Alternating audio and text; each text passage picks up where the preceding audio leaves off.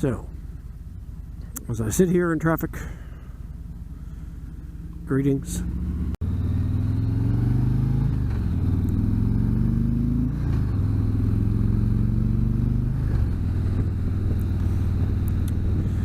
So this morning I get a glunk on my phone saying I get another notification from YouTube. Somebody made a comment, I guess.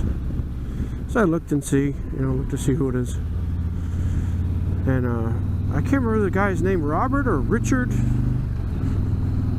He is flirting with me, flirting. He says, I like your motorcycle and your jacket and your gloves, and all right, thank you for that. And then, can I go for a ride? Can you ride me on your bike? No. Can you pick me up? No, I am not going to pick you up.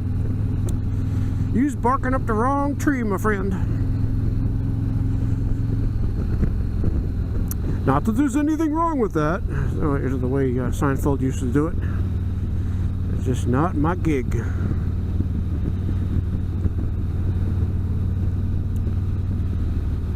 So that was funny. I do get those once in a while. I get flirtations from both genders. I am sexy in both genders, apparently. Actually, I've never been flirted with by any female on the YouTubes.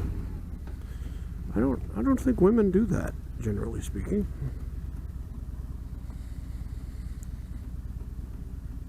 I don't think women are flirting on the YouTubes. Well, it's probably because, why would they flirt with me in the first place? But even when I wasn't all fat and stuff, nobody flirted with me. Women are not that way. Men, they're different. And I've never flirted with anybody on the YouTubes either. Because it just seems rude, Somebody's making videos. They don't want to be bothered by you.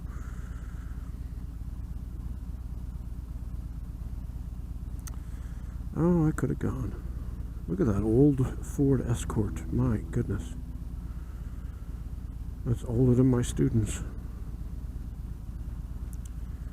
So, I had to take the Volkswagen up to the dealership today because it's one of those push button start cars, and you had to push the button 5-6 times just to get the dang thing to start, and then to turn off the car, same thing. So I brought it in and they replaced the button, and it didn't cost me a penny because I'm leasing. Any repair on that thing, anything breaks, I don't pay for it.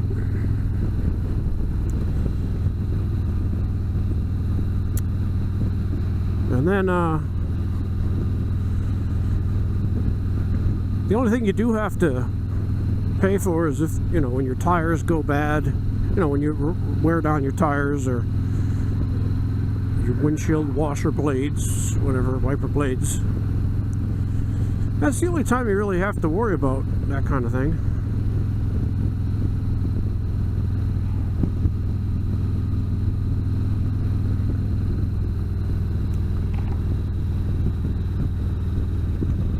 I think I'm going to turn right here. It seems like there's a lot of people, and I want to get stuck in that light down there, and I don't want to get stuck in that light. All these damn people. So here I am.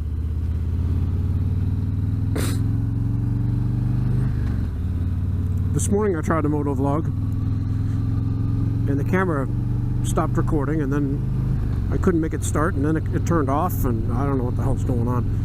Come to find out that whatever I made would have been useless anyway, since the lens cap was on. This model has a lens cap, and I'm not used to that. So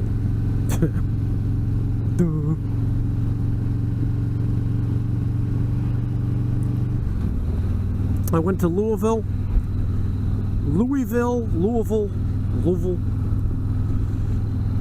for a conference.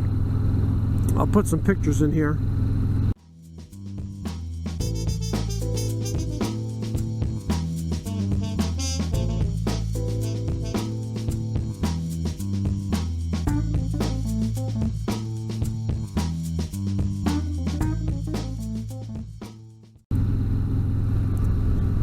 What do you think of those pictures, eh? Pretty good, right? It's a very artistic town. I had a good time. The conference was not that great. A lot of it was information I really didn't need.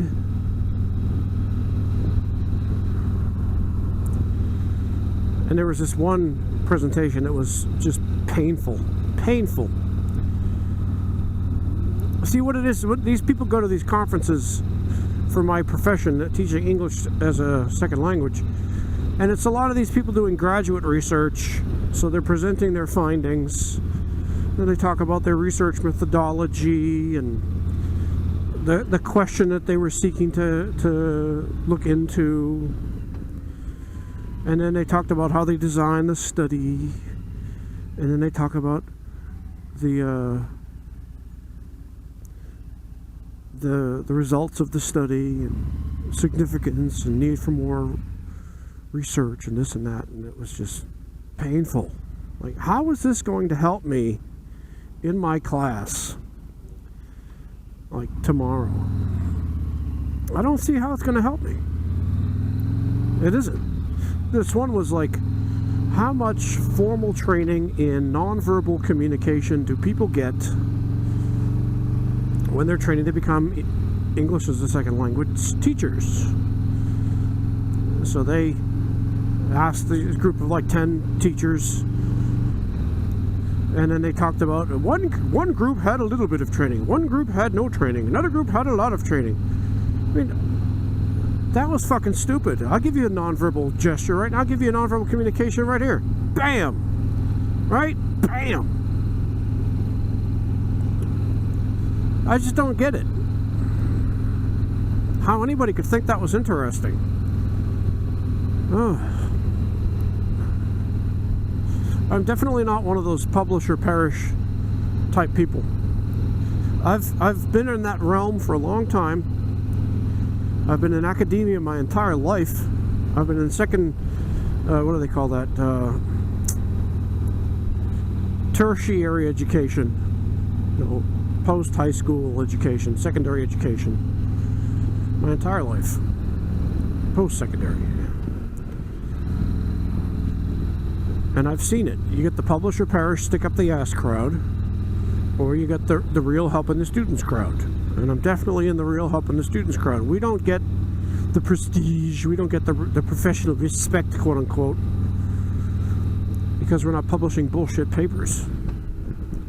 And they really are bullshit. It doesn't trickle down to the regular teacher. It doesn't help them. Nobody reads these friggin' journals, not the majority of them anyway. Only ones reading the journals are the ones that are want to put shit in them.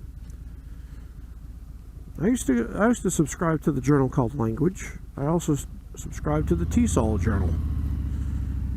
And very seldom, if ever, did I find an article that I could actually use to inform or augment my teaching.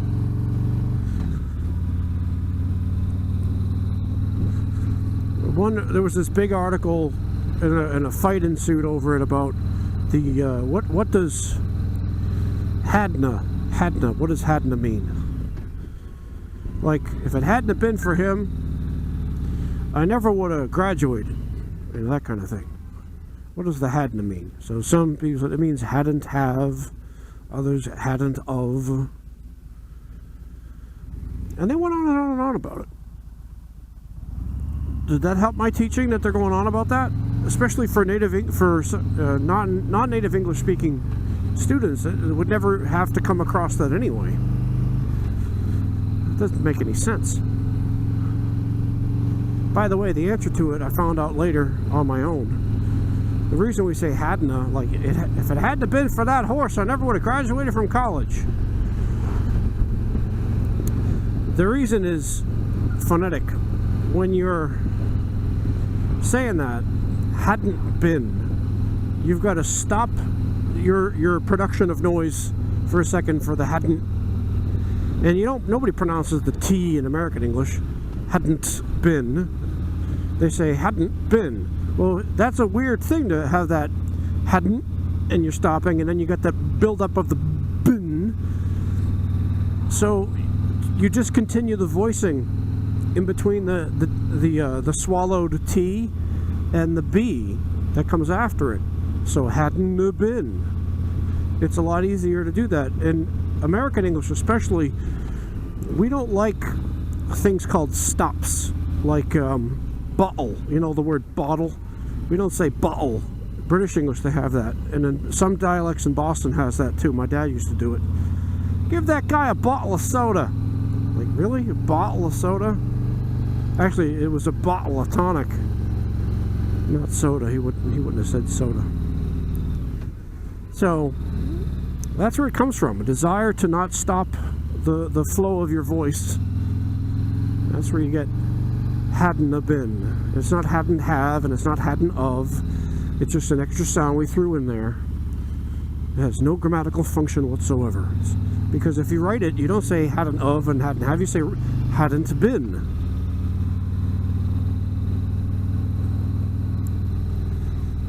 So there's your goofy linguistics geekness for today.